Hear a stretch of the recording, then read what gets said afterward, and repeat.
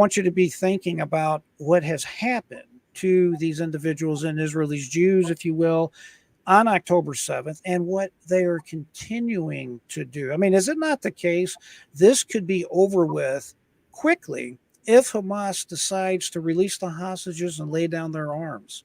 Talk to me about that. I mean, people all over campuses, all over the U.S. are yelling ceasefire now, but in reality, Israel's proposed multiple ceasefires, and all they're asking for is the hostages back in exchange for, the Palestinian prisoners that are actual terrorists in prisons in Israel. They're trying to do an exchange, and all Hamas has to do is put down. Let me interject something. There was a ceasefire. There was a ceasefire on October 6th. Yes, exactly. And that ceasefire didn't work out, right? No, it did not. Just like every other ceasefire. I mean, every time there was a ceasefire in place, Hamas broke that ceasefire. So, I just feel like with Israel proposing as many ceasefires as they are and Hamas refusing to accept them, I think that it's a pretty simple situation, if you ask me. I mean, one side wants peace, one side wants a ceasefire, the other side doesn't. And, there's the first Prime Minister of Israel, Golda Meir. She has a quote that basically says, if the Muslims put down their weapons, there will be peace. But if the Jews put down their weapons, there will be no more Israel. Amen. That is exactly right, and that's what people need to know.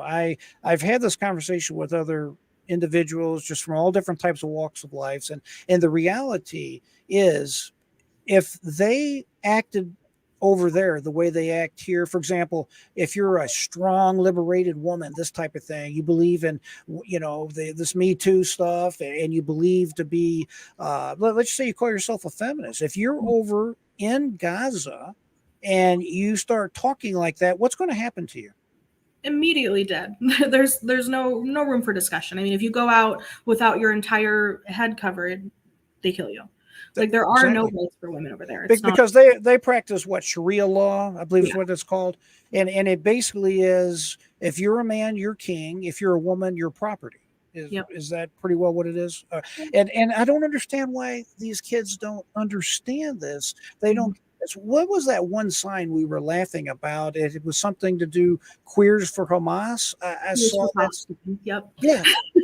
If you're gay in Gaza, you die. You die quickly. You die painfully, perhaps. Yes. You're burned. They will tie you to a stake and cook you. Yeah. Right? Yeah. I mean, these people are savages. These people are evil. They have an evil doctrine. There's nothing peaceful about these individuals that call themselves Hamas. And what do you think is going on with these kids on these campuses? Do you have an opinion as to why they are spewing this nonsense that they're spewing? I think that the people who are leading these protests have their own agendas. I think they're either completely just anti-Semitic, or they themselves are. Let me slow you down real quick here, because one of the objectives here is to make sure everybody's educated on this stuff. Anti-Semitic means hatred towards Jews. Okay. Yeah. Okay. Anti mean against, and Semitic is Jewish people, correct? Okay. So anti-Semitic. Okay. I'm sorry. Go ahead and continue. They're anti-Semitic. Yeah, they're either anti-Semitic, or they have their own agendas because they have the ties that they do towards these types of, radicalized groups. So those are the people that are leading the protests and are spreading the propaganda and are spreading the misinformation. And the other people that are following are not, they can't think for themselves. They don't know how. And I think that they're just trying to back a cause based on the few snippets they see on TikTok. So, part of it, I would say, is ignorance, and part of it is malice. And I think it's a perfect combination of the two. I think I agree with you. I think you have a combination of different things going on. I think you have a lot of indoctrination by the so-called professors, educators at these universities. Generally, teachers in general tend to be more liberal. They're not all liberal, but I'm just generally speaking, it attracts people of this type of political persuasion, if you will, and they generally are going to have these type of way off on left field type of views, and then the kids that they're teaching, they simply are not thinking for themselves. They're just hearing this hate, this nonsense coming out of the professors' mouths, and they eat it up just like a student in the Gaza Strip would be eating it up as far as Jews are bad or whatever nonsense they're being taught. And then you marry that to these individuals, these Soros, these left leaning nuts that are funding this type of stuff with the tents and the facilities they need and Mhm. these shields that they're making. It just people have to stop and think what is going on right now today. They are holding terrorists in these caverns. I'm sorry, they're holding hostages by these terrorists in these caverns. They're in Mhm. the Gaza Strip, and they just will not do what needs to be done to bring this matter to a swift conclusion. If Hamas cared about their people, they would stop this, would they not? Absolutely. I mean, their people are the only ones suffering. They're having the time of their lives. So, I mean, That definitely at the end of the day, it comes down to them not caring about their people. that is so true. They are not suffering. They have everything that they need as far as their wealth. They're all set up. It's going to be the regular people, if you will, that are suffering. I want to share in the time we have left this Instagram post that you sent me pertaining to your. Hit the wrong button there. Pertaining to your cousin, and let me see if I can get this to work right here. Let's listen to this and see how this sounds here.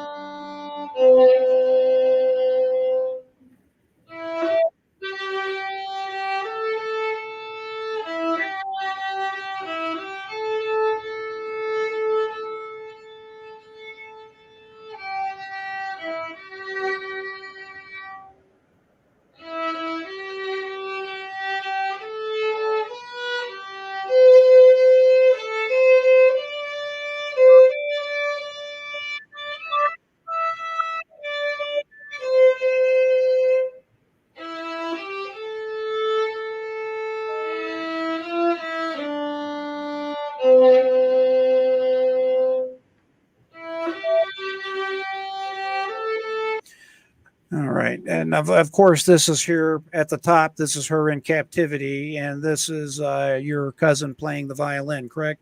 Yes. Yeah. Okay. All right. Tell me, what is it that you want? What is it you want everybody to know about your cousin? Tell us about who she is, what kind of person she is. What is it you want people to know about your cousin? I mean, at the end of the day, she's a kid. You know, she's 19 years old, just graduated high school, just trying to enjoy her. She's still a teenager, and at the end of the day, you look at those videos and you see the difference between who she was before and who she is now, and the situation that she's in right now, and the utter violence and the abuse that she's suffered just in that video, and God knows what else is going on right now. But she, even the fact that she sent out that message, the one message she sent out is tell my family not to worry, wish my dad a happy birthday. That should tell you everything you need to know about her. I mean, she's incredibly just the biggest heart. She's super loving. She is so resilient. And I was speaking with my other cousin today who was telling me that she heard from the girl that got the messages that she's still practicing Judaism. She's still keeping the Sabbath and doing everything she can to pray every day and try to motivate the other girls there and try to keep them positive. And that's just the type of person she is, always looking on the bright side, always trying to bring other people up. So hopefully she gets out safely, and that's all I can say.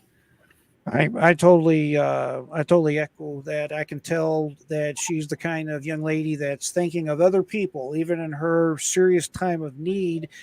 She's sending out a message saying, I'm thinking of you and don't be worried. I'm strong and I'll be okay. And I think that speaks volumes to her about her character, frankly, her parents. Yeah.